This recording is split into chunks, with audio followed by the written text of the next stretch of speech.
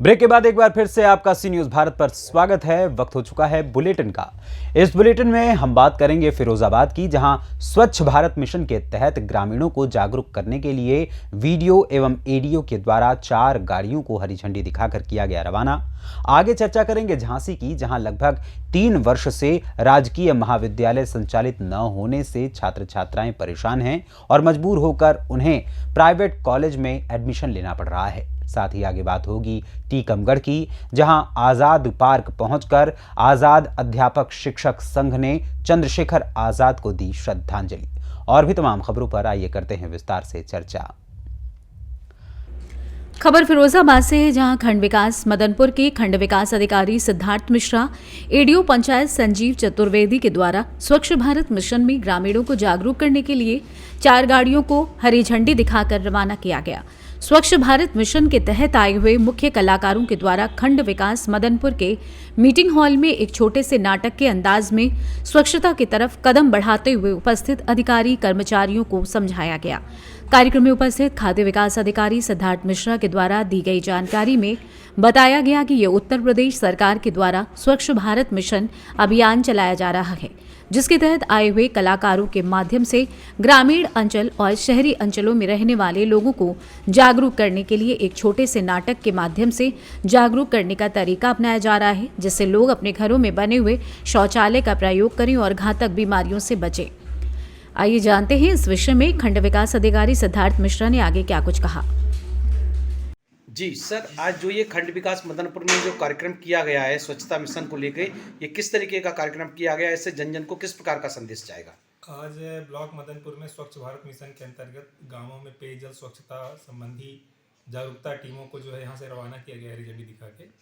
ये 4 टीमें हैं जो कि विभिन्न ग्राम पंचायतों में जाके जो है लोगों को जागरूक करेंगी।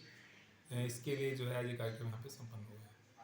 इससे जन जन को किस प्रकार का संदेश जाएगा? इससे जन जागरूकता फैलाने का मेन उद्देश्य है आम जनता को जो है शौचालय साफ सफाई, शौचालय का प्रयोग, साफ सफाई, स्वच्छता अपने आसपास रखने के लिए, पेयजल स्वच्छता जैसी विभिन्न चीज़ों के बारे में बताया जाएगा, ताकि वो आने वाली इस तरह की बीमारियों से बचें और अपने बच्चों का बचाव कर सके, अपने आसपास स्वच्छता वो बनाए रखें। इसके लिए इसका फिरोजाबाद से सी न्यूज संवाददाता सन्नीश कुमार गुप्ता की रिपोर्ट। खबर झांसी जनपद के कटेरा से है, जहां वर्ष 2019 में राजकीय महाविद्यालय की नींव रखी गई थी और इसका काम जल निगम को वर्ष 2021 में पूर्ण करने के लिए दिया गया था। और ये राजकीय महाविद्यालय लगभग 9,65,29,000 रुपए की लागत से बनाया गया है, लेकिन 2024 तक ये संचालित नहीं हुआ है। जब इस बारे में और जानकारी की गई तो पता चला कि जल निगम के द्वारा एक प्राइवेट कंपनी को महाविद्यालय की बिल्डिंग का कार्य पूर्ण करने हेतु ठेका दिया गया था, लेकिन कंपनी के द्वारा समयावधि में देरी में इस बिल्डिंग को तैयार किया गया है और बिल्डिंग तैयार होने के बाद जल निगम के द्वारा आज तक विभाग में हस्तांतरित न होने के कारण ये महाविद्यालय शुरू नहीं हो सका है। अब देखने वाला विषय ये है कि ये महाविद्यालय कब तक संचालित होता है, नगर और क्षेत्र के छात्र छात्राओं को कब तक इस राजकीय महाविद्यालय का लाभ मिल पाता है। झांसी से सी न्यूज संवाददाता धीरेन्द्र सोनी की रिपोर्ट। झांसी जनपद के बंगरा क्षेत्र में मंगलवार की सुबह से रुक रुक कर चल रही तेज हवा, ओले, बारिश ने खेतों में धनिया, गेहूं, सरसों, जवा, चने व मटर की खड़ी फसलों को गहरा नुकसान पहुंचाया है, जिससे किसानों के सपने चूर चूर हो गए हैं।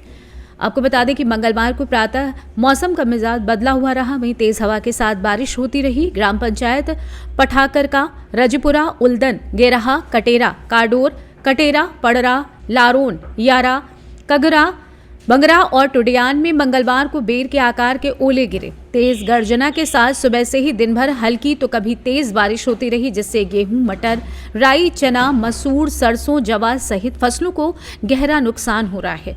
बिगड़े मौसम के कारण क्षेत्र के किसान चिंता में डूबे हुए हैं। असमय बारिश और ओलावृष्टि की मार से बर्बाद हुई फसल का सरकार से मुआयना सर्वे कराकर उन्हें फसल बीमा क्लेम एवं राहत राशि दिलाए जाने की मांग की है। क्षेत्र में गरीब किसानों का हाल यह है कि किसी का खेत गिरवी रखा है तो किसी को करना है बेटी का ब्याह, लेकिन मौसम की मार से किसानों के सपने टूट गए हैं। अब वे चिंता की लकीरों में डूबे हुए हैं। झांसी से सी न्यूज संवाददाता धीरेन्द्र सोनी की रिपोर्ट। खबर सीहोर की बुदनी से, जहां वार्ड क्रमांक 3 के रहवासियों ने अवैध शराब की दुकान बंद कराने को लेकर अनुविभागीय अधिकारी के नाम का ज्ञापन तहसीलदार सौरभ वर्मा को सौंपा, जिसमें मांग की गई है कि वार्ड क्रमांक 3 सिंधी कॉलोनी में संचालित बाबूजी का ढाबा के संचालक द्वारा अपने ढाबे से अवैध शराब का व्यवसाय किया जा रहा है, जिससे वार्ड के बच्चों, महिलाओं एवं सभ्य जनों का निकलना दूभर हो गया है। आए दिन झगड़ा फसाद होता रहता है। वार्ड की महिलाएं वहां से गुजरती हैं तो असामाजिक तत्वों द्वारा फफकियां कसी जाती हैं। मुख्यमंत्री रहते हुए शिवराज सिंह चौहान द्वारा कहा गया था कि मां नर्मदा नदी से 5 किलोमीटर क्षेत्र में शराब की दुकान संचालित नहीं की जाएगी। ज्ञापन में वार्डवासियों ने कहा कि उक्त संबंध में कार्यवाही न होने की दशा में आगे की कार्यवाही हेतु विवश होंगे। किस माध्यम को लेकर ज्ञापन दिया गया? हम वार्ड नंबर 3 के रहवासी हैं और जब से हम लोग पाकिस्तान से आए, हमारे बुजुर्ग उसी वार्ड में रहते हैं और अभी कुछ सालों से जो है हमारे यहाँ एक बाबूजी का ढाबा दुकान है, बिल्कुल गली के नुक्कड़ पे। वहाँ पर अवैध शराब की बिक्री होती है और आए दिन वहाँ झगड़े होते रहते हैं। हम लोग उसी में परेशान हो गए काफ़ी। हमारी समाज की महिलाएं भी जो है, वो पीछे ही मंदिर है, शिव जी का मंदिर है, और महिलाएं जाती हैं जल चढ़ाने, तो वहाँ लोग फप्तियाँ कसते हैं और बहुत बुरी बुरी बातें करते हैं, जिससे जो है लोगों का निकलना वहाँ से दुर्भर हो गया। इसके ज्ञापन हम देने आए थे कि वो दुकान से खाली करा कर अवैध शराब की बिक्री वहाँ से ना हो। इस प्रकार से ज्ञापन देने आए थे तहसील में आज। इनमें एक ढाबा जो संचालित हो रहा है, उसमें अवैध रूप से दारू जो बिक रही है या जो भी अवैध काम हो रहे हैं उसमें, उसको क्या लगातार हमने निवेदन करा उनको कि भैया आप यहाँ से हटा लो, आपको जहाँ जाके जो करना है वो करो, लेकिन उनके बार बार निवेदन करने पर भी उनके द्वारा मान्य नहीं गया। तो आज इसी परिप्रेक्ष्य में हम लोग सभी लोग ज्ञापन देने आए कि भैया वो दुकान वहाँ से हटाएं, जहाँ उनको जो करना है वो करें, बाकी हमारी दुकान से, हमारी मोहल्ले से, हमारी जगह से हटना चाहिए।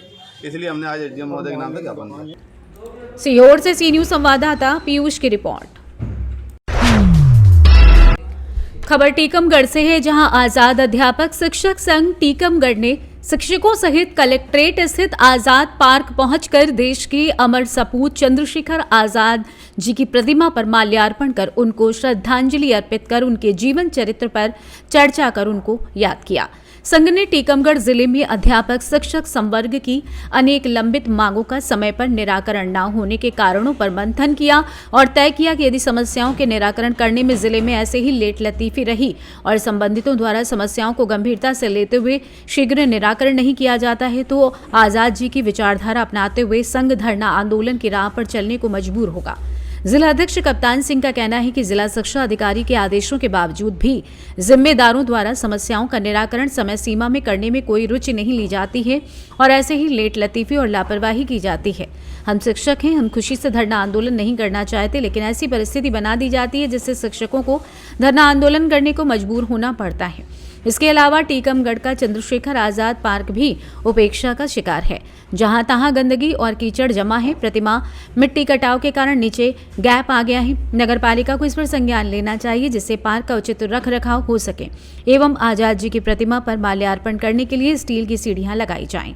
इस मौके पर प्रांतीय मीडिया प्रभारी जगदीश रजक, संभागीय उपाध्यक्ष नीलम यादव, जिला संयोजक शिवम शर्मा, जिला सचिव आदित्य शुक्ला, उपाध्यक्ष अभिनव खरे, महिला मोर्चा जिलाध्यक्ष पुष्पा भारती, संगठन मंत्री रानी मिश्रा, आशा हिरवार, रेखा सूत्रकार सहित कई पदाधिकारी और शिक्षक मौजूद रहे।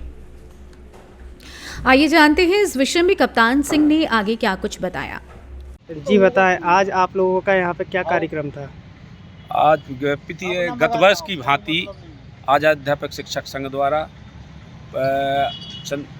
महान स्वतंत्रता संग्राम सेनानी चंद्रशेखर आज़ाद की पुण्यतिथि पर उनको श्रद्धांजलि दी गई और उनके पद चिन्हों पर चलने के लिए सभी ने शपथ ली और हर एक अध्यापक शिक्षक की लंबित मांगों के लिए आजाद अध्यापक संघर्षरत है और शीघ्र ही क्रमोन्नति जारी करेंगे। इसके लिए सभी ने एक कार्य योजना तैयार की है।